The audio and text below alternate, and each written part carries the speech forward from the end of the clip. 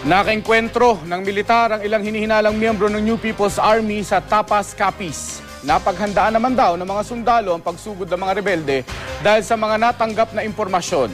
Makibalita tayo kay Jason Gregorio ng GMA Iloilo. Iba't ibang basyo ng bala, mga pampasabog at mga gamit sa pagsusunog. Ito ang mga nakuha ng militar matapos makasagupa ang ilang inihilaang miyembro ng New People's Army sa Barangay Acuña at Barangay Aglinab sa Tapas, Capiz. Ayon sa 61st Infantry Brigade, bandang alas 3 ng madaling araw kahapon nang sugurin ng mga rebelde ang Army Detachment sa Barangay Acuña.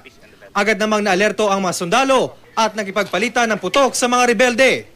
Walang injury sa atin sa mga katropa natin and undetermined pa yung sa kung anong injury sa kalaban. Pero we are thinking na kukunting grupo ang mga to.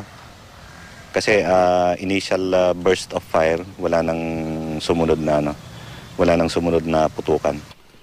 Matapos ang enkwentro, ilang parte ng sumabog na landmine ang nakuha ng Explosive and Ordnance Division ng Philippine Army. Dati na raw nakatanggap ng impormasyon ang militar na posibleng umatake ang mga rebelde, kaya naman handa raw sila.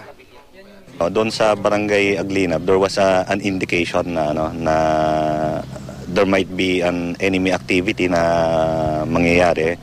So gabi pa lang naka-position na yung tropa natin ng naka-prepare na sila. Patuloy ngayon ang pursuit operation ng militar sa grupo ng mga umataking rebelde.